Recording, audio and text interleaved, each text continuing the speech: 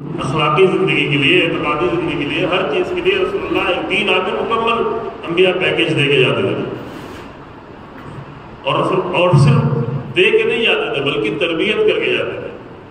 لیکن تربیت کرنے کے باوجود انسان کے اندر کا اپنا نفس، اپنی خواہشات، اپنی منفعت، اپنے فائدے، وہ سب چیزیں سبب بنتی تھی کہ پہلے بھی نبیوں کی تعلیمات سے، نبیوں کے پیغامات سے لوگ کچھ منفعت پسند لوگ، کچھ لوگ ہوتے تھے جو اپنے فائدے کے لیے دوسروں کو بھی گمراہ کرتے، کیونکہ اگر ایک معاشرے میں سب حق پسند ہوں تو ان کے اوپر ظالم آ ہی نہیں سکتا، یہ قانون ہے۔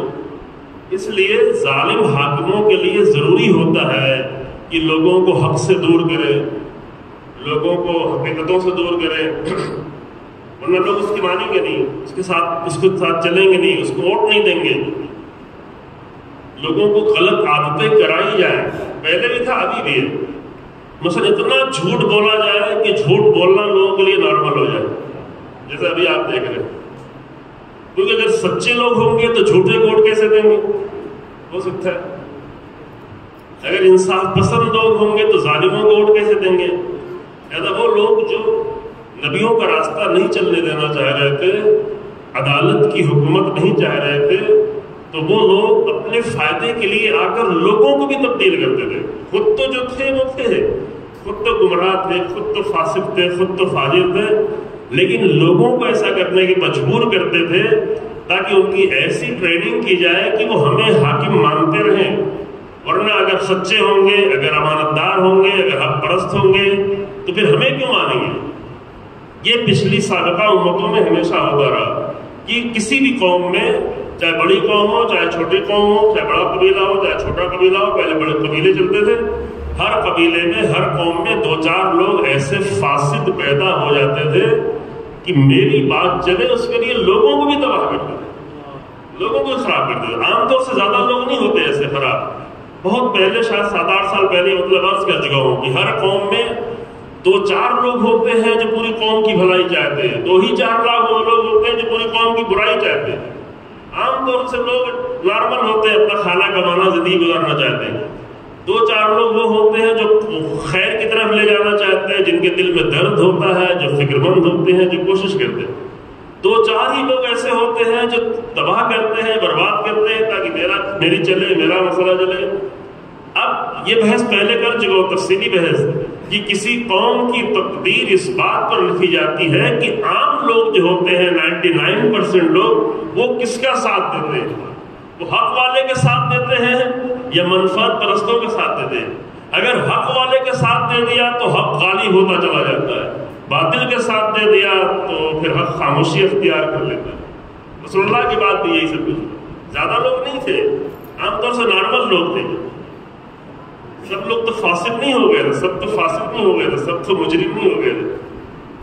تو یہ رسول اللہ کے بعد بھی حالات پیدا ہوئے، ہمیں ان حالات پہ زیادہ گفتگو نہیں کرنی ہے، لیکن چونکہ قرآن نے پہلے متوجہ کیا تھا کہ أَفَإِنْ مَاتَ أَوْ قُتِلَ، اگر رسول اللہ مر گئے، اس دنیا سے چلے گئے، أَوْ قُتِلَ، یا قتل کر دیے گئے، تو انقلبتم علی اعقابکم، کیا تم واپس پلٹ جاؤ گے؟ ان انبیاء کی ساری محنتیں ضائع کر دو گے، رسول اللہ کی ساری محنتیں برباد کر دو گے، واپس پلٹ جاؤ گے؟ یہ ہوتا، پلٹنے والے یہی ہوتے ہیں کہ ساری کوششوں کو بیکار کرنے کے لیے تلے ہوئے، ساری زحمتوں کو، انبیاء کی زحمتوں کو برباد کرنے کے لیے لگے ہو۔ تو قرآن نے کہا کہ پہلے تو یہ سب کچھ ہو چکا ہے، قد خلت من قبلہ الرسل، پہلے تو انبیاء آ چکے ہیں اور منفعت پرستوں نے یہ سب کچھ کیا ہوا ہے۔ نمونے تمہارے سامنے موجود ہیں، کتنے نمونے تو ہم نے قرآن میں خود پیش کر دیے ہیں کہ دیکھتے رہو یہ نمونے، قوم جناب موسیٰ کی حالت، قوم حضرت ابراہیم کی حالت، قوم حضرت عیسیٰ کی حالت، یہ سب ہوتا رہا۔ اب تم سے یہ سوال ہے، یہ قرآن سوال کر رہا ہے رسول اللہ کی امت، تم یہ بتاؤ کہ اگر رسول اللہ اس دنیا میں نہ رہے، چلے گئے، قتل کر دیے گئے، تو تم کیا کرو گے؟ انقلبتم علی اعقابکم، کیا تم بھی پلٹ جاؤ گے؟ پچھلی امتوں کی طرح تم کو بھی پلٹنا ہے؟ یہ سوال سے رسول اللہ کی امت کے لیے نہیں ہے۔ جہاں بھی کہیں نبیوں والا کام ہونے لگے، نبیوں کو پیغام پہنچایا جانے لگے، تو وہاں یہ سوال ہے کہ اگر آ کر علماء محنت کر کے جائیں، لوگ محنت کریں اور لوگ کوشش کریں، پھر یہ سب کچھ ہو جائے، پھر کیا واپس پلٹ جاؤ گے؟ یہ ہمیشہ سوال ہے۔ محرم گیا پھر پلٹ جاؤ گے، ماہ رمضان چلا گیا پھر واپس پلٹنا ہے. تو یہ انقلبتم علی اعقابکم کا مسئلہ ہر جگہ ہے، یہ ہر وقت سوال ہے، یہ ہر انسان سے سوال ہے کہ آگے بڑھ جانے کے بعد پھر کیا تم واپس پلٹنے والے ہو؟ پھر قرآن نے متوجہ کیا وَمَن يَنْقَلِبْ عَلَىٰ عَقِبَيْهِ فَلَن يَضُرَّ اللَّهَ شَيْئًا، جو واپس پلٹنے کا ارادہ رکھتا ہو اور پلٹ بھی جائے تو وہ اللہ کو کوئی بھی نقصان نہیں پہنچانے والا، اللہ کو کوئی نقصان نہیں. فَلَن يَضُرَّ اللَّهَ، ہرگز اللہ کو کوئی نقصان نہیں ہوگا. نقصان کس کا ہوگا؟ جیسے بتایا جاتا ہے نا کہ نمازیں پڑھو، روزے رکھو، مجلسوں میں آؤ، عبادت کرو، عشق اہل بیت ہے، دینداری ہے، عزاداری ہے، اس کا کوئی امام حسین کو فائدہ ہے، اس کا کوئی اللہ کو فائدہ ہے، کوئی رسول اللہ کو فائدہ ہے؟ کہتے ہیں ان کو کوئی فائدہ نہیں. فائدہ کس کا ہے؟ یہ سب کچھ کرنے کا خود کو فائدہ ہے. ویسے اگر کوئی پلٹ جائے تو کیا اس میں اللہ کا نقصان ہے؟ اگر راہ حسین ابن علی پر آ کے پھر کوئی پلٹ جائے تو اس میں امام حسین کو نقصان ہے؟ نہیں ہے نا. وہ لوگ جو کربلا میں رہ گئے تو آج وہ حبیب نے مظاہر بنے ہوئے، ورنہ رہتے وہ آج زہرتین بنے ہوئے، آج مسلم اوسجا بنے ہوئے. وہ جو پلٹ گئے راستے میں بہت سارے لوگ پلٹ گئے، جو کچھ لوگ تو ایسے خسرت دنیا والآخرہ ہر طرف والے تھے کہ جن لوگوں نے امام حسین کے ساتھ اس لیے چل پڑے، وہ لوگ کیونکہ امام حسین جا رہے تھے کوفے کی طرف، تو انہوں نے کہا حج چھوڑو، امام حسین کے ساتھ چلو، چونکہ یہ تو رسول اللہ کے نواسے ہیں، ان کی حکومت ہو ہی جائے گی. خط پہ خط وہ بھی دیکھ رہے تھے یہ تو جائیں گے تو ان کی حکومت بن جائے گی، کہیں ہم پیچھے نہ رہ جائیں. ابھی حج کو چھوڑو، چلو رسول اللہ کے نواسے کے ساتھ چلو تاکہ حکومت میں ہم بھی کہیں شریک ہو. لیکن جب یقینی ہو گیا کہ نہیں امام حسین السلام کربلا کی طرف جا رہے ہیں اور جناب مسلم کے شہادت کی خبر آ گئی تو پھر انہوں نے امام حسین کو چھوڑ دیا. چھوڑتے گئے الگ الگ منزلوں پہ چھوڑتے گئے. امام بھی کہتے جا رہے ہیں جس کو جانا ہو جائے. یہ عجیب لشکر تھا، ہر جگہ لوگوں کو لایا جاتا ہے، لالچ دے کے، تنخواہ دے کے، زبردستی کر کے، ڈرا کے. یہاں حسین ابن علی شب عاشور تک، بلکہ صبح عاشور کے دن بھی بعض لوگوں سے الگ کہتے رہے جاؤ تم ادھر سے چلے جاؤ تمہیں کوئی نہیں رکے گا.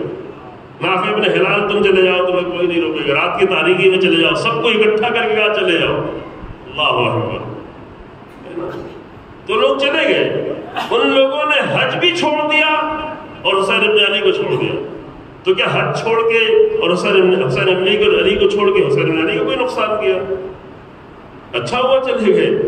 ورنہ عاشور کے دن یہی کمزور لوگ مشکل پیدا کرتے ہیں، کیونکہ سخت میدانوں میں کمزور لوگوں کی ضرورت نہیں ہوتی.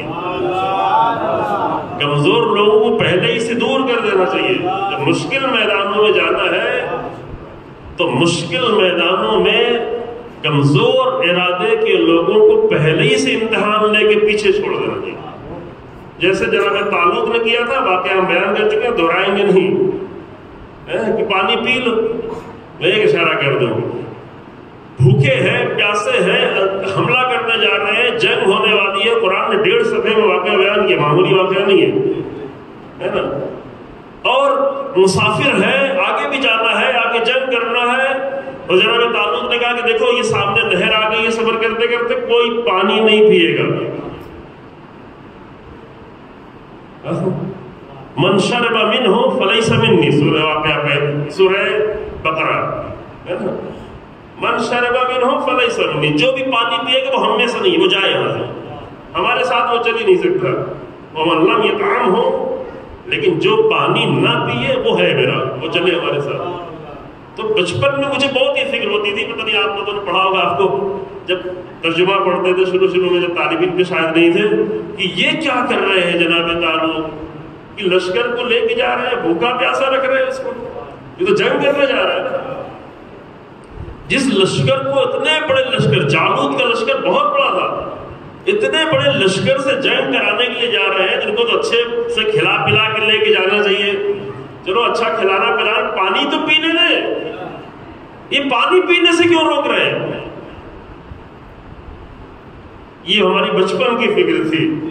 بچپنے والی فکر ایسے ہی ہوتی ہے کہ کوئی بھی اکٹھا کر لو، زیادہ تعداد زیادہ دکھنا چاہیے، ہمیں زیادہ لوگ دکھیں، یہ ہے ہوتا ہے. لیکن طالوت، جناب طالوت تعداد نہیں دیکھ رہے تھے، ان کو پہلے ہی آزما لے رہے تھے کہ تم کیا پانی پہ، پیاس پہ صبر کر سکتے ہو یا نہیں.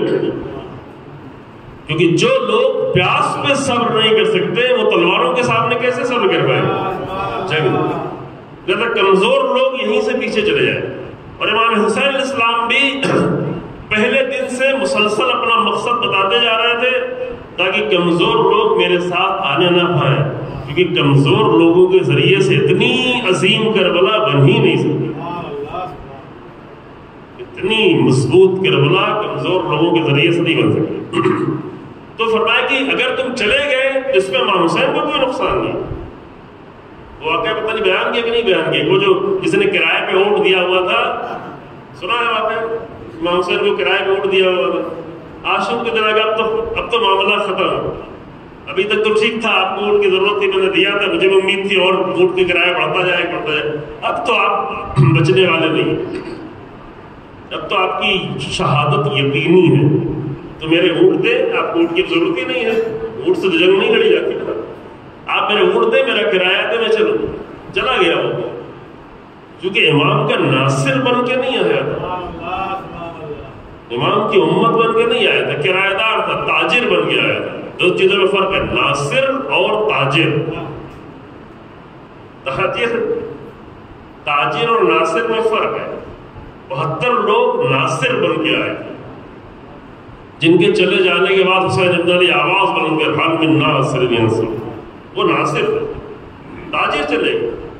اور یہ سلسلہ آج بھی جاری ہے کہ بعض لوگ حتیٰ عاشور کے دن بھی تجارت کی فکر میں لگے ہوتے ہیں. کیا تجارت؟ کہ کچھ کروں تاکہ مجھے اس کے بدلے میں ملے.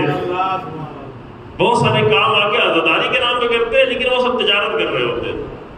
یہ چڑھاوے، وہ کام، یہ کرنا، یہ آپ کو کہیں اور نہیں ملے گا. آپ کو عراق میں نہیں ملے گا، لبنان میں نہیں ملے گا، ایران میں نہیں ملے گا، شیعت کے مرکز میں نہیں ملے گا. ہمارے یہاں کیوں زیادہ ملتا ہے؟ اس لیے ہم نے اپنے پڑوسیوں کو دیکھا یہ سب کرتے ہوئے، وہی کام ہم بھی کرنے لگتے.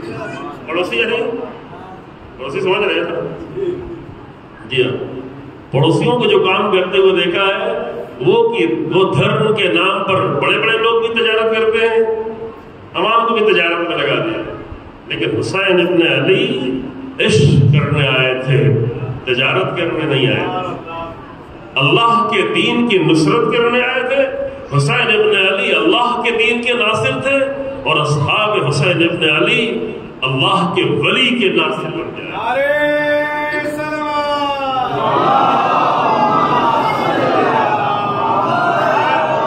تو یہ فرق اسے منع نہیں کر رہے ہیں، چونکہ اپنے انسان کی اپنی سوچ ہے، اپنی ذہنیت ہے، اپنے ایمان کا درجہ ہے، منع نہیں کر رہے ہیں. لیکن فرق تو کرنا پڑے گا کہ وہ انسان جو حسین ابن علی کے نام پر اپنی زندگی چاہ رہا ہو، اپنے بچوں کی زندگی چاہ رہا ہو، اپنی بیٹیوں کی شادی چاہ رہا ہو، اپنے تجارت چاہ رہا ہو، وہ الگ ہے. اور وہ انسان جو حسین ابن علی کے نام پر اپنے بچوں کی قربانی کی فکر میں ہو، اپنے مال کی قربانی کرنے والا ہو، خود کو حاضر کیے ہوئے ہو، راہ خدا میں قربانی دے رہا ہو. آج یوں نہیں بچی ہے کربلا، آج یوں نہیں بچا ہے دمشق سیریا جناب. اس کے لیے بہت ساری ماؤں نے اپنے بچوں کی قربانیاں دی، بہت ساری ماؤں، ہزاروں کی تعداد میں. تو دو میں فرق کرنا پڑے گا. اور صرف فرق نہیں کرنا پڑے گا، یہ بھی طے کرنا پڑے گا کہ ہم اس ناصر والے گروہ سے ہیں یا تاجر والے گروہ سے. سب کو، چاہے ممبر پہ بیٹھنے والے ہو چاہے فرش عذاب، سب کو طے کرنا پڑے گا. ممبر پہ بیٹھنے والے بھی تاجر والے گروہ سے ہیں یا ناصر والے گروہ سے. وہ دین خدا کی نصرت کرنا چاہتے ہیں یا دین خدا کی تجارت کرنا چاہتے ہیں. جو دین خدا کی تجارت کرنا چاہتے ہیں تو وہ ہمیشہ خریدار کو وہی مال دیں گے جو اس کو پسند ہو. لیکن جو دین خدا کی نصرت کرنا چاہتے ہیں وہ اللہ کا دین پیش کریں گے، ان کو خریداروں کی فکر نہیں ہے. اور آپ لوگ بھی خریدار بن کے نہیں آیا کریں. جو اگر خریدار بن کے آئیں گے تو تجارت کرنے والے ہیں. ٹھیک ہے، تھوڑا سا مشکل بات ہے لیکن آسانی سے قبول کر لیں. فرش ادا پہ تاجر بن کے نہیں ہے کہ آج یہ مجلس کی، آج یہ تبرک بانٹا، آج یہ مجلس پڑھی، آج یہ خطابت کی، اور سب کچھ پڑھنے کے بعد فوراً اس کا بدلہ کیا ملنے والا ہے؟ اس کا بدلہ جنت، اس کا بدلہ فلاں، اس کا بدلہ فلاں۔ ایک مرتبہ عشق حسین ابن علی میں آیا، تجارت کو چھوڑ دے، وہ معاملہ اللہ کے اوپر چھوڑ دے۔ وہ جس طرح حسین ابن علی تجارت کرنے نہیں آئے تھے، اللہ کے عشق میں آئے تھے، رسول اللہ کے دین کی۔ پھر اللہ نے کیا دیا؟ جب اللہ دیتا ہے تو قیامت تک کے لیے عزتوں کا مرکز بنا دیتا ہے۔ تو وہ کام اللہ پر چھوڑے، اپنے ذہنوں سے یہ ساری چیزیں نکالیں۔ ہمارے بعض ذاکرین بیچارے، ان کی نیت اچھی ہوگی، ہم کیا کریں، نیت کے بارے میں کسی کو شک نہیں کرنا چاہیے۔ آگے ایسی ایسی کہانیاں، جھوٹی کہانیاں عجیب و غریب گڑھتے ہیں اور سب تجارت بتا رہی ہے، تجارت یہ تجارت۔ وہ بیچارے جو عشق حسین ابن علی میں آئے ہیں، ان کو بھی وہاں پر ہر چیز میں تجارت دکھا رہے ہیں۔ اس سے بچنے کی ضرورت۔ جو تجارت کرنے والے کہیں بھی تجارت کر ڈالیں۔ ناصر جو آج ناصر بنے گا حسین ابن علی کا، وہی کل وارث حسین کا وارث بنے گا۔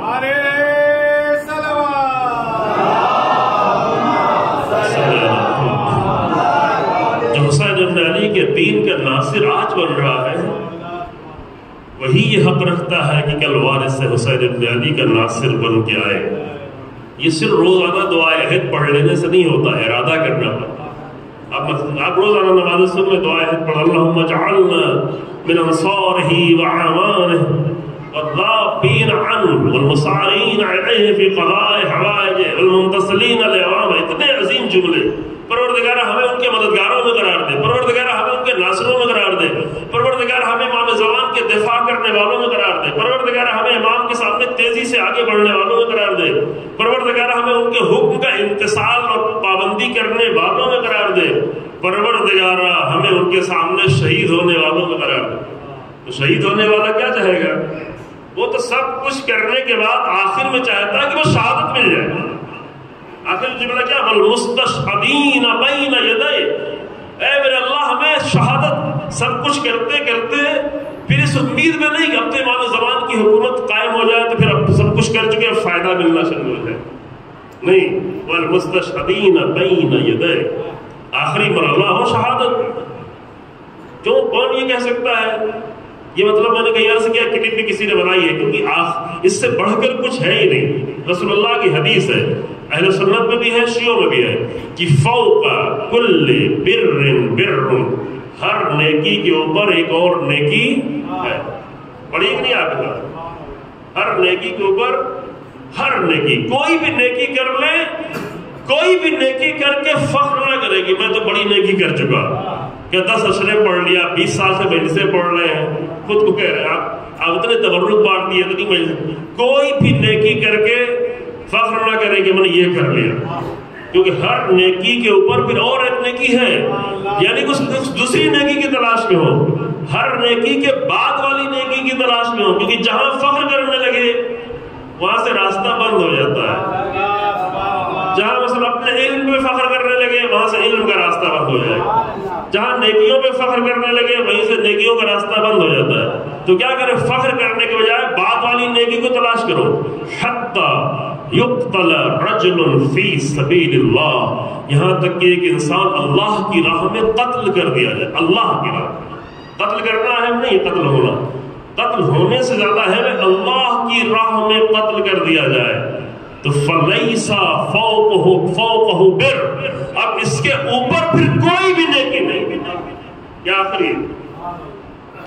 اسی لیے وہ لوگ جو امام کی نصرت، امام کی مدد، امام کا سہارا، امام کی مدد کا حمایت، یہ سب کرتے کرتے سب سے آخر میں دعا کیا کرتے ہیں؟ والمستشہدین بین یدی، یعنی یہ سب کچھ ہو گیا تو امام کے کہیں گورنر بن جائے، امام کے کہیں عہدہ مل جائے، نہیں، اللہ شہادت مل جائے، شہادت مل جائے۔ یہ واقعہ میں پہلے بیان کر چکا ہوں، جس مجاہد شہید کو آپ یاد کر رہے ہیں جس نے حق ادا کر دیا راہ حسین ابن علی پر چلنے کا بہت زیادہ حد تک، اور آخری حد تک تو کوئی نہیں ادا کر سکتا، لیکن اتنا کہ جتنا ہم لوگ تصور بھی نہیں کر پا رہے ہیں۔ شہید قاسم سلیمانی، میں نے پہلے دن اشارہ کیا کہ جس کی تصویر ابھی یونائٹڈ نیشن کے تقریر میں جا کر دکھائی گئی، جس کا نام لینے پر آپ کا اکاؤنٹ بند کر دیا جاتا ہے، فیس بک بند کر دیا جاتا ہے، وہ تصویر بھی دکھائی.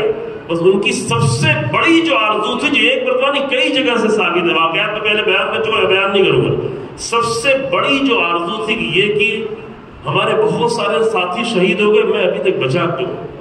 ہر ایک سے کہتے تھے میرے لیے دعا کرو کہ مجھے شہادت ملے، کیونکہ ایمان کا آخری مرحلہ ہی ہے.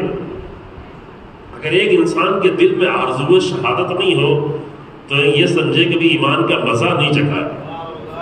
دور دور سے دیکھا ہے، سنا ہے، واہ کی ہے، لگائے ہیں بورڈ سب لگا دیا، لیکن ایمان کا مزہ نہیں چکھا. جو ایمان کا مزہ چکھ لیتا ہے پھر اس کی آخری آرزو یہی ہوتی ہے اور یہی دعا میں کرتے بھی ہے. تو جن لوگوں کے لیے شہادت آرزو ہوتی ہے ان کو پھر کوئی پرواہ نہیں ہوتی کہ حکومت آئے نہ آئے. امیر المومنین سے حکومت لے لی گئی، امیر المومنین کو اگر پرواہ تھی تو صرف رسول اللہ کے دین کی پرواہ، کہ رسول اللہ کے دین کے ہی خطرے میں پڑے. اور یہی جو قرآن نے پہلے کہا تھا کہ کیا پلٹ جاؤ گے. صرف 2 مہینہ 10 دن گزرا تھا، غدیر 18 ذوالحج اور رسول اللہ کی رحلت 28 سفر جو کر گئے. صرف 2 مہینہ 10 دن، 2 مہینے 10 دن بعد کیسے پلٹ گئے. قرآن کی متوجہ کرنے کے بعد یہ عبرت ہے عزیزوں، یہ تاریخ کی بہت بڑی عبرت ہے. یوں نہیں تھا کہ وہی لوگ بہت عجیب و غریب تھے، ہر زمانے میں ایسے عجیب و غریب ہو سکتے ہیں. یہ پلٹ جائے، یہ پلٹنے والا خطرہ ہر جگہ ہے، اس کو آپ دھیان سے رکھیں. کسی وجہ سے کیا نیت کیا تھی، لالچ تھی، حکومت کی لالچ تھی، جہالت تھی، نادانی تھی، دھوکہ تھا، فریب تھا، جس وجہ سے لیکن پلٹے. وہ سارے وجوہات ہیں، اس کی بحث دوسری جگہ پہ کی گئی، آپ کو ڈھونڈیں. لیکن جہاں بھی پلٹنے کا خطرہ ہے وہاں قرآن آج بھی کہے گا، یعنی وقت کے امام کو چھوڑ کر رسول اللہ کا معین کردہ امام، الہی امام کو چھوڑ کر کہاں چلے گئے؟ ادھر ادھر کے در کے ٹھوکریں کھاتے ہیں. پھر کہاں تک پہنچے؟ 25 سال بعد پھر امیر المومنین کے دروازے پہ. اور وہ دن بھی کون سا تھا؟ 18 ذوالحج کا دن تھا. آپ کی یہ تاریخ میں جا کے دیکھیں، 18 ذوالحج کو رسول اللہ نے اعلان ولایت کیا تھا. 25 سال بعد خلیفہ سوم کے قتل ہونے کے بعد پھر سب کے سب مل کر امیر المومنین کے دروازے پہنچے کہ اگر آپ نہیں سنبھالیں گے تو اسلام نہیں بچے گا. لیکن 25 سال کی دیری ہو چکی. اب تو امیر المومنین بھی کہہ رہے تھے یہ سنبھلیں گے کیسے یہ لوگ، جو 25 سال میں کہاں سے کہاں پہنچ گئے. جو اپنی جانیں دینے والے تھے وہ بڑے بڑے محل بنائے، مصر میں، کوفے میں، بصرے میں. اب ان کو محلوں کی محبت ہے، اب ان کے گھروں میں اتنے سونے اور چاندی رکھے ہوئے ہیں کہ ان کو کلاڑی سے کاٹ کاٹ کے تقسیم کیا جائے مرنے پہ. تو ان کو کہاں، یہ کہاں سمجھنے والے ہیں.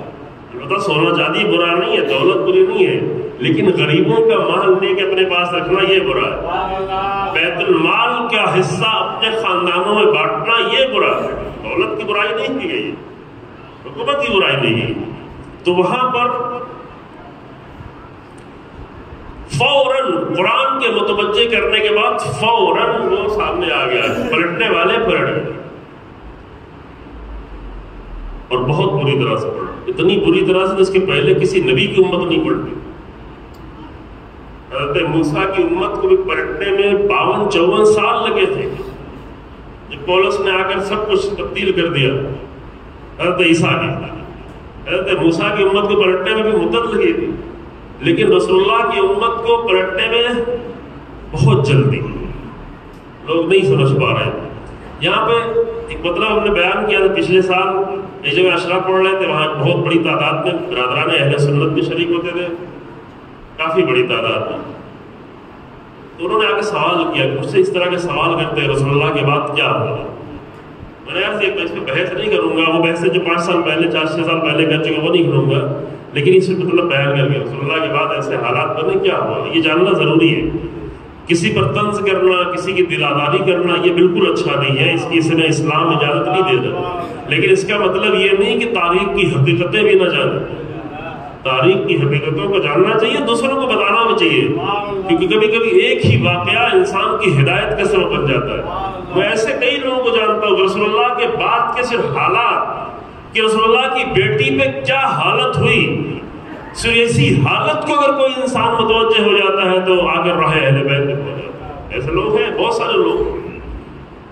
تو وہ آگے پوچھتے تھے کہ انہوں نے سوال کیا کہ لوگ ایسا سوال کرتے ہیں کیا ہوا ایسے حالات میں جاننا چاہتا ہوں۔ ہم نے کہا آپ زیادہ پریشان نہیں ہو، فقط ایک مسئلہ جان لیں، ایک مسئلہ صرف یہ جان لیں، چونکہ کنفیوز ہے لوگ کیا کریں، حکومت تو ایسی تھی، پھر جو ہے پھر ترتیب بھی کیا دیتے ہیں کہ جو پہلا ہے وہ سب سے افضل ہے، یہ ترتیب دیتے ہیں۔ یہ لاجک ہے۔ اب یہ لاجک نہیں معلوم یہ لاجک کہاں تک چلتی ہے۔ اگر پہلا سب سے افضل ہے تو پھر جناب آدم کو بھی پہلے سب سے افضل ہونا چاہیے، اگر یہی لاجک ہے نا، معلوم کی لاجک، یعنی بڑی عقل مندی کی باتیں کرتے ہیں لیکن یہاں پہ آ کر بالکل لاجک کو کھو بیٹھتے ہیں۔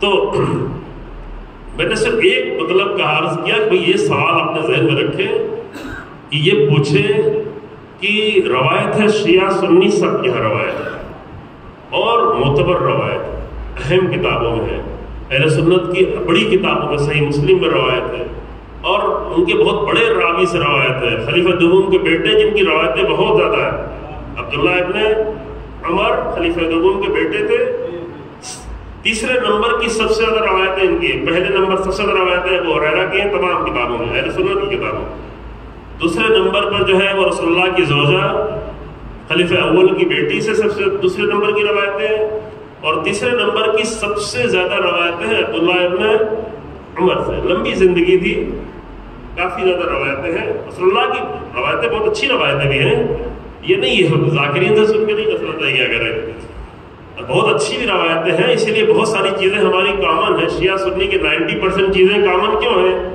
جو اچھی بھی روایت ہے، لیکن ان روایتوں میں بہت ساری چیزیں دوسری بھی داخل کو نہیں۔ اچھی روایتوں میں سے ایک روایت یہ بھی ہے کہ جو ہمارے یہاں بھی ہے اور اہل سنت کے یہاں بھی ہے کہ من مات ولم یعرف امام زمانہ مات میتۃ جاہلیہ۔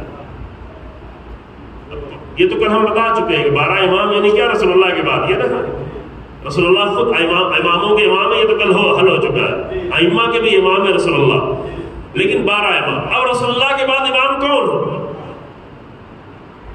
اب اس سے کوئی انکار نہیں کر سکتا کہ امام نہ ہو، کوئی بات نہیں ہے، یہ کوئی نہیں کہہ سکتا، نہ قرآن کے اعتبار سے کہہ سکتا ہے نہ اس حدیث معتبر حدیث کے اعتبار۔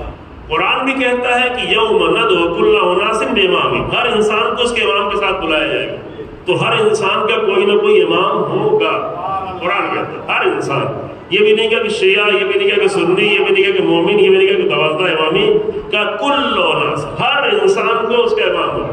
وضاحت اس کی کر چکے ہیں کہ جو جس کے راستے پہ چلتا ہے اسی کو اپنا امام مانتا ہے، کہنے وہنے سے امام کوئی نہیں ہوتا، کتنا بھی چیخے چلائے کہ میرا امام فلاں ہے، نہیں، دیکھا جائے کہ کس کے راہ پہ چل رہے تھے، وہی انسان کا امام ہوتا ہے، تو ہر ایک کو اسی اعتبار سے بلایا جائے گا۔ اب قرآن یہ کہتا ہے کہ ہر انسان کے امام ہے، حدیث کیا کہتی ہے، شیعہ سنی دونوں حدیثیں، کہ من مات، لفظ ذرا سی بدلی ہے لیکن معنی میں کوئی فرق نہیں ہے، کہ جو بھی مر جائے اور اپنے زمانے کے امام کو نہ پہچانے اس کی موت ہو گئی جہالت کی۔ اب یہ ہم آپ سے بھی بتاتے ہیں اور آپ کے ذریعے سے اور تک کی بات اگر پہنچے، کسی سے بات کریں، فقط ایک سوال کریں، لیکن کہتے ہیں یہ بحث ہی نہیں کرنا چاہیے کہ سجدہ کہاں کریں، وضو کیسے کریں، تیمم کیسے کریں، ہاتھ نماز میں کہاں رکھیں، یہ سب بحث کی بالکل ضرورت ہی نہیں ہے۔ کوئی بھی یہ بحث کرنے آئے تو آپ سیدھے سیدھے 2 لفظوں میں جواب دے دیں کہ بھائی آپ کے امام نے آپ کو جو بتایا آپ اس پہ عمل کرتے ہیں، ہمارے امام نے جو ہم کو بتایا ہم اس پہ عمل کرتے ہیں، اس پہ بحث کرنے کی کیا ضرورت ہے؟ آپ کا امام ٹھیک ہے، آپ کے امام نے جو آپ کو بتایا آپ عمل کریں، ہم اپنے امام کو بتایا وہ کام پہ عمل کرتے ہیں۔ ہاں اتنا بھلے بحث کی جا سکتی ہے کہ یہ معلوم ہونا چاہیے کہ رسول اللہ کے بعد امام کون ہو، اس میں بحث کی ضرورت نہیں ہے کہ کیا کریں۔ عام طور سے لوگ اس پہ الجھ جاتے ہیں، یہ غلطی کرتے ہیں، وہ سوال کرتے ہیں آپ جواب، یہ سجدہ ایسا ہے، فلاں روایت ایسی ہو گئی، یہ ہم نہیں مانتے، وہ شیعہ کتابوں کا حوالہ دے کر ہم مانتے ہی نہیں ہیں، ہم سنی کتابوں کا حوالہ ہم مانتے ہی نہیں ہیں۔ تو اس کی بحث کی ضرورت ہی نہیں ہے. بھئی ہر ایک جس کو امام مانتا ہے اس کی بات پہ عمل کرے، لیکن ہاں یہ طے ہو جائے کہ رسول اللہ کے بعد امام کس سے مانا جائے. رسول اللہ کے بعد دین ہم کس سے لیں؟ دین کس سے لیں؟ رسول اللہ کے بعد آج تک بھی ہم دین کس سے لیں؟ آج ہم دین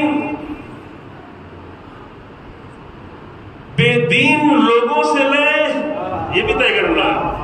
لیکن آج کا بھی مسئلہ ہے ایسے لوگ کہ جو ممبر پر آ جائیں لیکن دین نہیں ہو، ظاہر میں بھی دین نہیں ہو، نہ اخلاق، نہ کردار، نہ رہن سہن، نہ فیملی کی زندگی. دین کس سے لے؟ یہ مسئلہ رسول اللہ کے بعد کے لیے بھی ہے، یہ مسئلہ آج کے لیے. دین کس سے لیا جائے؟ آپ کہتے ہیں آپ جس سے بھی دل چاہے دین لے، ہم اہل بیت سے دین لیتے ہیں، ہم رسول اللہ کے بعد امیر المومنین سے دین لیتے ہیں. لیکن پھر بھی یہ سوال اپنی جگہ پہ باقی رہے گا کہ رسول اللہ کے بعد، کیونکہ تھوڑا بحث اس لیے میں کر رہا ہوں، امامت اور رسالت کے درمیان رابطہ، یہ مسئلہ حل ہو جائے. امام کس کو؟ تو اس کا بہت ہی آسان سا جواب ہے کہ یہ بتائیں، یہ روایت تو سب کیا ہے کہ جو بھی اپنے وقت کے امام کو نہ پہچانے اس کی موت جہالت کی موت ہے. تو صرف مجھے اتنا بتا دیں کہ رسول اللہ کے بعد رسول اللہ کے گھر میں ایک ذات ہے جس کو سب مانتے ہیں. وہ کون سی ذات ہے؟ وہ رسول اللہ کی بیٹی ہے، اور ایک ہی بیٹی ہے. جو لوگ 4 بیٹیاں مانتے ہیں وہ بھی جانتے ہیں کہ تاریخ میں کوئی بھی بیٹی اس وقت تک موجود نہیں جو مانتے ہیں. 3 بیٹیاں جو ذکر کی جاتی ہے، زینب، ام کلثوم اور رقیہ، رسول اللہ کی بیٹیاں. 3 بیٹیاں اور بھی تاریخ کی کتابوں میں ذکر کی جاتی ہیں. ہمارے یہاں اس میں اختلاف ہے، کچھ لوگ کہتے ہیں رسول اللہ کی بیٹی کو جناب خدیجہ کی، کچھ جناب خدیجہ کی بہن کی. تاریخ کے مسئلے میں کوئی مسئلہ بہت حل بھی نہیں ہو سکتا. جس کا جو نظریہ ہے، جو بہتر سمجھتا ہے وہ کر لیتا ہے، مسئلہ نہیں ہے. چلے ہم کہتے ہیں کہ اتنا تو طے ہے کہ وہ رسول اللہ کے گھر میں پلی تھی. یہ تو طے ہے نا، یہ تو ہر جگہ ثابت ہے، رسول اللہ کے گھر میں پلی تھی. تو جب رسول اللہ کے گھر میں پلی تھی تو رسول اللہ تو فرق نہیں کرتے. رسول اللہ تو یہ نہیں کہتے کہ میری بیٹی ہے، یہ میری بیوی کی بہن کی بیٹی ہے. رسول اللہ تو بیٹیوں کی طرح پالیں گے. اب جو درجات ہیں وہ تو فضیلتوں کی بنیاد پہ ہوتے ہیں، وہ تو کمالات کی بنیاد پہ ہوتے ہیں. تو اس مسئلے کی بحث کرنے کی زیادہ ضرورت نہیں ہے. البتہ ہمارے زیادہ تر علماء مانتے ہیں کہ رسول اللہ کی ایک ہی بیٹی تھی. لیکن یہ تو سب مانتے ہیں شیعہ سنی کہ رسول اللہ کی وفات کے وقت باقی 3 کا انتقال ہو چکا تھا، صرف ایک ہی بیٹی تھی، اور وہ جناب زہرا سلام اللہ علیہ.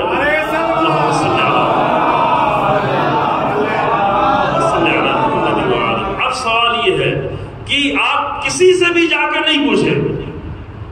رسول اللہ کے بعد 1,20,000 لوگ حج کرنے گئے تھے، کسی سے بھی جا کے نہیں پوچھے. ہزاروں لاکھوں صحابی تھے، کسی سے نہیں پوچھے. صرف جا کے رسول اللہ کی بیٹی سے پوچھ لے کہ اے رسول اللہ کی بیٹی، جو صرف بیٹی نہیں ہے، جو رسول اللہ کا ٹکڑا ہے، جو رسول اللہ کے دل کا ٹکڑا ہے، جو جوانان جنت کے سرداروں کی ماں ہے، جو خود بھی سیدۃ نساء العالمین، یہ سب کتابوں میں موجود ہے، شیعہ سنی سب، سیدۃ نساء العالمین ہے، جس کو راضی کرنے والا اللہ کو راضی کرنے والا ہے، جس کے یہ ساری فضیلتیں ہیں. رسول اللہ کی اسی بیٹی سے جا کے پوچھ لے کہ اے بیوی، آپ یہ بتا دیں آپ کا امام کون؟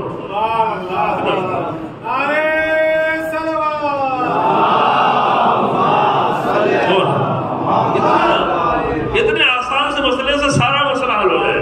سارا مسئلہ، وہ خلافت کا مسئلہ بھی، ولایت کا مسئلہ بھی، غدیر کا مسئلہ بھی، اور بعد میں کیسے نماز پڑھیں، کیسے روزہ رکھیں، کیسے تیمم کریں، کیسے وضو کریں، سارا مسئلہ حل ہو جائے گا اگر ایک مسئلہ حل کر لیں کہ رسول اللہ کی وہ بیٹی جو سیدۃ نساء العالمین ہے، اس کا امام کون ہے. کیونکہ یہ تو کوئی نہیں کہہ سکتا کہ معاذ اللہ رسول اللہ کی بیٹی کی موت جہالت کی موت ہو. کوئی مسلمان یہ نہیں ہے، کوئی بھی فاسق سے فاسق مسلمان یہ نہیں کہہ سکتا کہ رسول اللہ کی بیٹی اپنے امام کو پہچانے بغیر اس دنیا سے نہیں. تو امام کو تو پہچانا ہے نا، تو امام کو جب پہچانا تو رسول اللہ کی بیٹی کا امام کون تھا، اتنا سا مسئلہ ہے. اور اس کا پھر آج کے لیے کیا کیا ہے؟ آج ہم آسانی سے کہتے ہیں کہ جو بھی رسول اللہ کی بیٹی کا امام تھا وہی ہمارا امام ہے. اتنا آسان، واضح ہے نا.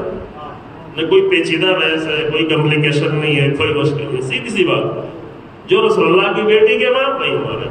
اور رسول اللہ کی بیٹی کے امام وہ تو نہیں ہو سکتا جس سے رسول اللہ کی بیٹی ملنا ہی نہیں چاہتی، بات نہیں کرنا چاہتی، سلام کا جواب نہیں دینا چاہتی. یہ تو طے ہے نا، یہ تو سب کتابوں میں لکھا ہوا ہے، صحیح بخاری میں لکھا ہوا ہے، سب سے بڑی کتاب ہے، ہر جگہ لکھا ہے. تو رسول اللہ کی بیٹی کے امام کون ہوگا؟ تو کیوں اور پیسوں میں پڑھتے؟ یہ ایک مسئلہ. بہت اچھی بات. اگر یہ مسئلہ حل کر لیں گے تو امامت اور رسالت کا رابطہ معلوم. یہ سب کچھ اس لیے ہوا، کل جو آپ کے سامنے عرض کیا تھا نا کہ کیوں رسول اللہ کے بعد وہ درد کیوں سامنے آیا.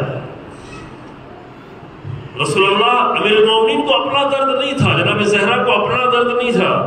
جناب زہرا کو تو اللہ کے دین کی پامالی اور بربادی کا درد. وہ درد کیوں آیا؟ کیوں پلٹے لوگ؟ وجہ کیا تھی؟ وجہ وہی تھی جو کل آپ کے سامنے عرض کی، چونکہ بندگی نہیں تھی. نمازیں تھیں، بندگی نہیں تھی. دو چیزیں فرق ہو گیا نا. یعنی سبمیشن کی حالت نہیں تھی، تسلیم نہیں تھے. نمازیں پڑھ لے رہے تھے، جماعت میں بھی آگے کھڑے ہو رہے تھے، دیر دیر تک پڑھ رہے تھے، لیکن حالت بندگی نہیں تھی. تو یہ دو کام کرنا ہے، تو میں وقت زیادہ نہیں لوں. دو کام کرنا ہے. ایک سب سے پہلا جو کام کرنا ہے وہ اپنی حالت بندگی کو صحیح کرنا ہے. ہم اگر کچھ کرنے آتے ہیں، ہمارے ذاکرین بھی، علماء بھی، البتہ بڑے علماء نہیں، بڑے علماء تو بندگی کی بات کہہ رہے کرتے ہیں. ہم بڑی نصیحت اور تبلیغ ہے، ہم تو اس لائق ہے نہیں کہ تبلیغ کرے، لیکن اگر تبلیغ کرنے بعد کیا کہتے ہیں؟ نماز پڑھ لو، نماز پڑھ لو. یہ بیچارہ نماز ابھی پڑھ کے کیا کرے گا اگر اس کے اندر حالت بندگی پیدا نہیں ہوئی؟ تو پہلے اس کے اندر سبمیشن کی حالت پیدا کر، ورنہ نماز پڑھ کے بھی خود ہی کو دھوکہ دے رہا ہوگا، دوسروں کو بھی دھوکہ دے رہا ہوگا. اب اس سے یہ فائدہ نہ اٹھائے کہ اب ہماری حالت بندگی تو اچھی نہیں تو نمازی چھوڑ دیں. نہ، یہ نہیں ہے. واجب کو چھوڑا نہیں جا سکتا، لیکن یہ واجب کو بیکار نہ کرے بندگی پیدا کیے بغیر. کیونکہ اگر بندگی نہیں ہے تو حج کرتے رہیں گے، حسین ابن علی کے ساتھ نہیں آئے، کیونکہ وہ حج کو دیکھ رہے تھے، بندگی کو نہیں دیکھ رہے تھے، سبمیشن کو نہیں دیکھ رہے تھے. وقت کا امام کہہ رہا ہے، رسول اللہ کا نواسا کہہ رہا ہے، تو چھوڑو. چلو اپنے جانوروں کو چھوڑو، اپنے بچوں کو لو. منا میں جانور قربان کرنا اور ہے، مقتل میں بچوں کی قربانی دینا اور. بندگی ہوگی، اظہار عبادت ہوگا تو منا میں اونٹ قربان کر دو گے، جانور قربان کر دو گے. بندگی ہوگی تو جدھر بھی ولی خدا کہے گا ادھر انسان ہے. یہ بندگی میں انسان بہت آگے تک جا سکتا ہے. خود بندگی کی کوئی حد نہیں ہے. میں اس بحث نہیں کرنا چاہتا ہوں. بندگی کی کوئی حد نہیں ہے، کیونکہ جو معبود ہے اس کی کوئی حد نہیں ہے. اس لیے رسول اللہ جیسا تاریخ کا عظیم ترین انسان جب رات میں اٹھ کے گریا کرتے تھے، سجدے میں سجدے کرتے تھے، عبادت میں عبادت کرتے تھے، بیوی کہتے تھے آپ کیوں اتنا رو رہے ہیں، آپ کو کیا مسئلہ ہے؟ کہ تم نہیں چاہتی کہ میں اللہ کا تسلیم بندہ ہوں؟ یہ تو بندگی کا اظہار ہے. یہ جو نماز پڑھتے ہیں یہ بھی کیا ہے؟ بندگی کا اظہار ہے. کیونکہ اگر بندگی کی اظہار نہیں کرے تو مقابل میں کیا ہوگا؟ پھر دوسری چیز ظاہر ہوگی. بندگی ظاہر نہیں ہوگی تو تکبر ظاہر ہوگا. تو اس لیے قرآن میں ہے ان الذین یستکبرون عن عبادتی سیدخلون جہنم داخرین. وہ لوگ جو استکبار کرتے ہیں میری عبادت، یہ نہیں کہا کہ وہ لوگ جو میری عبادت نہیں کرتے. دو چیزیں الگ ہو گئے. یعنی وہ لوگ جو استکبار کرتے، یعنی جو انسان بندگی نہیں کر رہا ہوگا وہ کیا ہوگا؟ یعنی اگر اس کا جو اکبر ہے اس کے سامنے بندگی نہیں کر رہا ہو، خود کو بڑا سمجھ رہا ہو، میرا علم، میری پڑھائی، میری لکھائی، میری دولت، میں، یہ بڑا استکبار ہے. بڑا استکبار عام طور سے لوگ سمجھتے ہیں، میرے استاد کا جملہ ہے، عام طور سے یہ لوگ سمجھتے ہیں کہ کسی کو چھوٹا سمجھے، کسی کو حقیر سمجھے، کسی سے اپنے آپ کو بڑا سمجھے، یہ بڑا استکبار ہے. یہ تو چھوٹا استکبار ہے. بڑا استکبار یہ ہے کہ اللہ کے سامنے اپنے آپ کو ظاہر کرے کہ میں بھی تو کچھ ہوں. یہ بڑا استعمال، یعنی اللہ کچھ حکم دے رہا ہے اگر نہیں مجھے یہ پسند ہے، میں یہ چاہتا ہوں، اور اپنی اس چاہت کی بنیاد پہ خود کو خدا بنا دیا۔ قرآن کہتا ہے فرائیت من اتخذ الہہ ہوا، کیا دیکھا اس انسان کو جس نے اپنی خواہشوں کو اپنا خدا بنا دیا ہے؟ صرف پوری زندگی خواہشوں میں لگا ہوا ہے۔ ابھی دنیا میں ایک تو پورا کلچر ہی ہے، مغربی کلچر، صرف خواہش پوری کرنا ہے، زندگی بھر جو کچھ کرنا ہے خواہش پوری کرنا ہے، ہر طرح کی خواہش کو پورا کرنے میں کسی بھی حد تک جانا پڑے چلے جاؤ، کسی بھی حد تک۔ ابھی تو بتایا نہیں جا سکتا یا کیا ہو رہا ہے، کچھ چیزیں ابھی ایسے ریکٹ پکڑے گئے چند مہینے پہلے کہ جہاں پر ہزاروں کی تعداد میں لوگ احمد آباد میں، پونے میں، بمبئی میں، بنگلور میں اکٹھا ہو کے خواہشیں پوری کرنے کے لیے اپنی بیویوں کو ایکسچینج کرتے ہیں۔ بندگی یعنی انسان جب خواہش کا غلام ہو جاتا ہے، خواہشات کا غلام ہوتا ہے، تو اس کو نہ نکاح کی پرواہ ہوتی ہے، نہ شادی کی پرواہ ہوتی ہے۔ تو بندگی ہے، اگر بندگی ہو تو یہ سب کچھ نہیں ہوگا۔ مومنوں کے درمیان میں ایسی باتیں سننے میں آتی، کیوں ہوتا ہے؟ ممکن ہے بات نماز پڑھ رہا، وقت میں روزے میں رکھ لے رہا، لیکن حالت بندگی نہیں پیدا ہوئی ہے۔ اور وہ جو حالت بندگی پیدا کر لیتا ہے، اس کے سامنے کہا جاتا ہے کہ ایک دن میں جوان بیٹا دینا ہے، 6 مہینے کا بچہ دینا ہے، 6 بھائیوں کی قربانی دینا ہے، بھتیجوں کو دینا ہے، بھانجوں کو دینا ہے، پورا بھرا گھر دینا ہے۔ کہ پروردگار تسلیم العمر، میں حاضر ہوں، میں تسلیم ہوں، میں سبمشن ہوں، سبمٹ۔ بندگی ہے، میں زیادہ اس کو نہیں کروں گا، عزیزو وقت تمام ہو گیا ہے۔ سب سے بڑا ہنر یہ پیدا کر لیں، باقی ساری چیزیں خود بخود آتی چلی جائیں، اور بہت زیادہ بھی نہیں آپ اپنے آپ کو مشکل میں ڈالیں کہ یہ بھی کر لیں وہ بھی کر لیں۔ اتنا کبھی کبھی تو ہم مستحبات پہ اتنا لگے رہتے ہیں کہ اتنا دین کو مشکل بنا دیتے ہیں، اتنا مشکل بنا دیتے کہ ہماری دیداری کو دیکھ کے لوگ سمجھتے ہیں یہ دیداری تو نہیں ہو پائے گی، چھوڑو بھی نہیں چھوڑو۔ جیسے شہید مطہری نے کہا ہوا ہے کہ بعض لوگ حجاب دیکھ کے دوسرے لوگ کہتے ہیں نہیں یہ حجاب تو نہیں ہوگا، حجاب ہی چھوڑ دو۔ پہلے زمانے میں ایسا حجاب ہوتا، یعنی زندگی بھر گھر سے باہر قدم نہیں رکھ سکتے ہیں۔ زمیندار گھرانوں کی عورتیں، زمیندار کتنا بھی گناہ کرنا ہو کرے، ہر طرح کا گناہ کرے، لیکن عورت ڈیوڑی پہ قدم نہیں رکھے۔ یہ تھا زمینداروں کا کلچر۔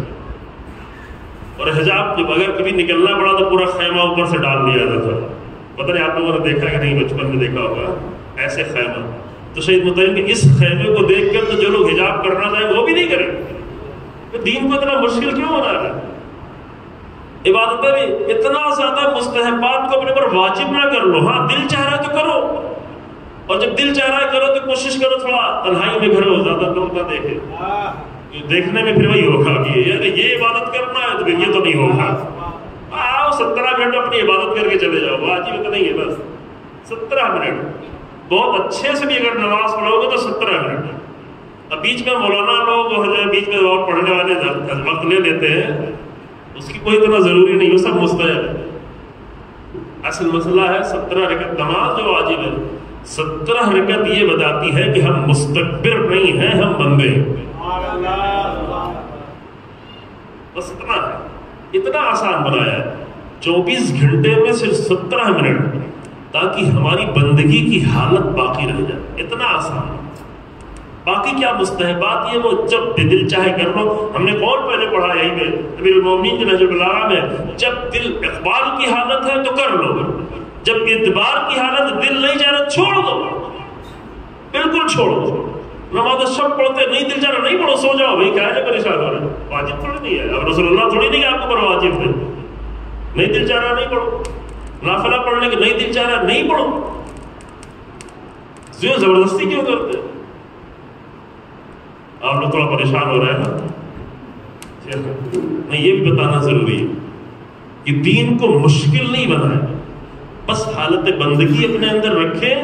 پھر 2 چیز کا خیال رکھیں کہ واجب چھوٹنے نہ پائے، حرام انجام نہ ملے، یہی ہے سب بندگی۔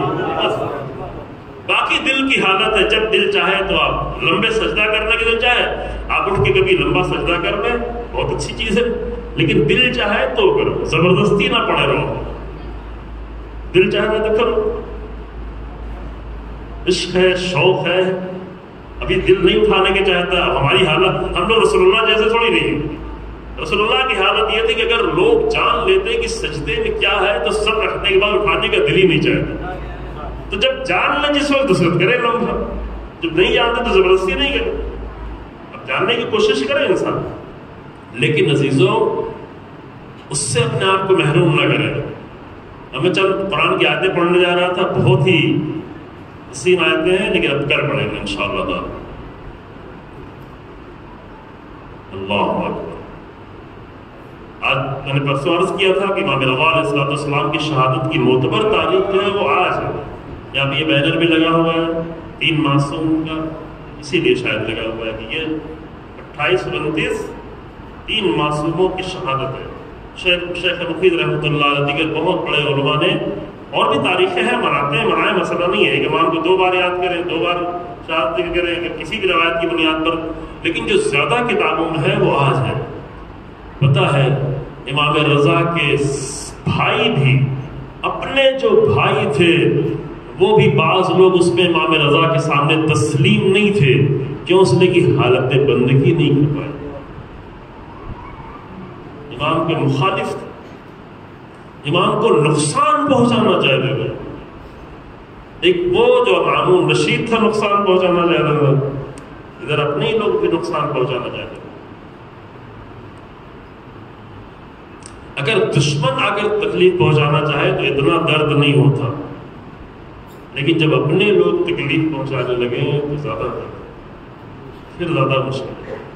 امام رضا علیہ السلام کی حالت بھی، اور کئی بہت عظیم بھائی بھی ہیں، 17-18 بھائی ہیں، 17 بہنیں ہیں، تعداد بڑی ہے بھائی بہنوں کی. امام رضا علیہ السلام بھی، لیکن اسی میں چند بھائی ایسے تھے جو بالکل بعد مخالف کسی اور طرف جا رہے. امام کو ڈانٹنا پڑتا تھا، روکنا پڑتا تھا، مسجد میں ڈانٹنا پڑتا تھا کہ وہ دین پیش کر رہے تھے جو اہل بیت کا دین نہیں.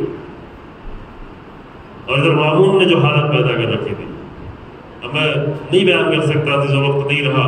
امام رضا علیہ السلام کو جو مدینے سے لے کے چلے ہیں مجبور کر کے، 3 سال امام 200 ہجری سے لے کے 203 ہجری تک 3 سال امام طوس پہ رہے. اور وہ وقت آیا کہ ابا سل سے کہا کہ میں جا رہا ہوں، مجھے بلایا گیا ہے، میں جا رہا ہوں. اگر میرا سر ڈھکا ہوا ہو تو پھر تم مجھ سے کچھ بات نہیں کرنا، میرا وقت آخر. امام گئے مامون رشید کے سامنے. امام کو جس طرح سے مجبور کیا گیا، وہ زہر کی حالت پیدا ہوئی. اللہ اکبر. امام کا نام ہے رضا ہے، رضا یعنی جو راضی ہے، اللہ کے فیصلوں پہ راضی ہے. طریقے پہلے سے معلوم ہوتے تھے. اور امام وہاں سے واپس آئے تو سر جھکائے ہوئے سیدھے اپنے حجرے میں چلے گئے. ابا سلط حیرت سے، ابا سلط بہت ہی قریبی صحابی تھے جو امام کے خود سے قریب رہتے تھے. امام کو دیکھتے رہے، امام کے قدموں کو دیکھتے رہے. امام کے قدموں میں لغزش تھی، امام کی حالت متغیر تھی. اور تھوڑی دیر تک تسبیح و تحلیل کی آوازیں آتی رہی. پھر جب امام کی آواز بند ہو گئی، اب جو دروازہ کھولا تو وقت آخر گزر چکا تھا. رسول اللہ کے یہ فرزند، جس کو سب فرزند رسول اللہ کہہ کر پکارتے تھے، اپنے بھی غیر بھی فرزند رسول اللہ کہہ کر پکارتے تھے. پھر یہ فکر تھی کہ کیسے دفن کیا جائے، کیسے جنازہ ہو، کیسے جو ہے. ابھی لوگ سوچ ہی رہے تھے کہ کیا دیکھا کہ کچھ محسوس ہو رہا ہے حجرے میں. اور جب جو دیکھا دروازہ کھول کے تو فرزند امام رضا امام محمد تقی علیہ السلام ہے جو وہاں پر موجود ہے، غسل و کفن کے لیے حاضر ہے. کچھ مسائل اللہ کی طرف سے طے ہوتے ہیں اور اسی طے مسائل کی بنیاد پر اللہ اکبر امام رضا علیہ السلام کو بھی مدینے سے نکال کر مدینہ چھوڑنا پڑا، ہمیشہ کے لیے چھوڑنا پڑا. پھر مدینے واپس ہونا امام رضا علیہ السلام کو نصیب نہیں ہوا. لیکن جب امام رضا علیہ السلام کی شہادت ہوئی تو بیٹا آ گیا، بیٹے نے آگے غسل و کفن کے انتظام کیا. پھر حکومت نے دکھانے ہی کے لیے جنازے کو بہت دھوم سے نکالا. بہت بڑی تعداد میں، پوری حکومت کا مرکز تھا، سب امام رضا علیہ السلام کے جنازے میں شریک تھے، لیکن اللہ اکبر، ایک مسافر اور تھا جو مدینے سے نکلا، اسے بھی مدینہ آنا نصیب نہیں ہوا، لیکن جوان بیٹا باپ کے سرہانے کھڑا ہو کر حسرت بھری نگاہوں سے دیکھ رہا تھا، اے پھوپھی اماں، ان ملعونوں نے اپنے نجس کشتوں کو دفن کر دیا ہے، لیکن رسول اللہ کے نواسے کا لاشا، میرے بابا کا لاشا بے گور و کفن پڑا ہوا ہے۔ اور وہ بہن جو اپنے بھائی کو مرثیہ پڑھ رہی تھی، وہ بہن جو اپنے بھائی کے لیے رونے آئی تھی، وہ بہن جو اپنے بھائی کو آخری بار رخصت کرنے آئی تھی، وہ بہن ایک مرتبہ متوجہ ہوئی بھتیجے کی طرف، امام سید سجاد کو دیکھا، اے میرے لال، آپ کی یہ کیا حالت ہے؟ چہرہ متغیر ہے، آنکھوں کی حالت متغیر ہے، لرز رہے ہیں، اور ایسا لگتا ہے کہ جان نکل جائے گی، روح پرواز کر جائے گی۔ تو بہن نے بھائی کے لاشے کو چھوڑ دیا اور بھتیجے کے قریب آ گئی، کیونکہ ذمہ دار تھی زینب، ذمہ داری عطا کی گئی تھی۔ اس لیے ایک ذمہ داری جناب زینب کی یہ تھی کہ کسی بھی حالت میں امام سید سجاد کی حفاظت کرنا ہے، امام کی نہیں، امامت کی حفاظت کرنا ہے۔ اس لیے بی بی نے اپنے بھائی کا لاشا چھوڑ دیا اور سید سجاد کے قریب آئی اور آ کے تسلی دینا شروع، پہلے اپنے دل کو ٹھہرایا اور دل ٹھہرا کے سید سجاد کو تسلی دینے لگی، اے میرے لال، اے میرے عزیز، میں نے اپنے بھیا سے سنا ہے، بھیا حسن سے سنا ہے کہ یہ لاشیں اس طرح بے گور و کفن نہیں ہوں گے۔ سید سجاد کو بھی معلوم تھا، لیکن جناب زینب تسلی دے رہی ہے، یہاں پر فرشتے آئیں گے، یہاں مسلسل فرشتوں کی آمد و رفت ہوگی، یہاں مزاریں ہوں گی، یہاں مومنین کا آنا جانا ہو۔ ان جملوں کو اتنا بار بار دہرایا کہ سید سجاد کے دل کی حالت ٹھہر گئی، اور پھر بی بی واپس پلٹی۔ اب ظالموں نے چاہا تھا کہ بیویوں کو پھر سوار کرے اور سوار کر کے کوفہ و شام کی طرف لے جائے، کہ اسی لمحے میں جناب زینب ایک مرتبہ پھر اپنے بھائی کے لاشے کے قریب آئی۔ دن کے اجالے میں، کل شام غریبہ کی تاریکی میں بھی بہن نے بھائی کا لاشا دیکھا تھا، لیکن شاید رات کی تاریکی میں اتنے زخم نظر نہ آئے ہو، لیکن ابھی دن کے اجالے میں اتنے زخم ہیں، سر موجود نہیں ہے، ہاتھ کٹا ہوا ہے، انگلیاں کٹی ہوئی ہیں، پورا جسم زخمی ہے۔ بہن نے پہلے ہی فریاد بلند کی، انت آخر حسین، کیا تو ہی میرا ناجایا حسین ہے؟ اگر تو میرا ناجایا حسین ہے تو سر کہاں ہے؟ سر کا امامہ کہاں ہے؟ دوست کی رضا کہاں ہے؟ اے میرے بھیا، اس عالم میں بہن کیسے دیکھے؟ اور وہ آخری وقت میں ایک مرثیہ بیوی نے پڑھا ہے، قیامت کے مرثیہ۔ آپ نے زندگی میں بہت سارے مرثیے سنے ہوں گے، بہت سارے لوہے سنے ہوں گے، لیکن یہ شاعر کا مرثیہ پڑھنے والا پڑھتا ہے، لیکن وہ پہلا مرثیہ تھا جب بہن خود اپنے بھائی کے سرانے کھڑی ہو کر بکھری ہوئی لاش، زخمی لاش کے قریب کھڑے ہو کے مرثیہ پڑھ رہی تھی، یا محمدہ، یا محمدہ، صل علیک ملائکۃ السماء، ھذا حسین المرمل بالدماء۔ اے میرے نانا، آپ پر تو فرشتے صلوات و سلام کے لیے آئے تھے، گلی کا دن تو گزرا ہے، 28 صفر کو فرشتوں کی آمد کا سلسلہ جاری تھا۔ اے میرے نانا، یہ میرا بھیا حسین ہے جو خون میں غلطہ پڑا ہوا ہے، مسلوبۃ الامامۃ والرضا، مقطع العزا، امامہ چھلا ہوا ہے، جسم کے ٹکڑے ٹکڑے ہیں، جناب زینب کو مجبور کر کے کربلا سے لے جایا جا رہا ہے، اور بہن پیچھے مڑ کے، اے میرے بھیا مجھے معاف کر دو، انا باللہ و انا الیہ راجعون۔ سیدنا النبی مداربائیہ قدمنی ربنا تقبل منا انك انت السميع العليم بحق محمد وعترة التحرير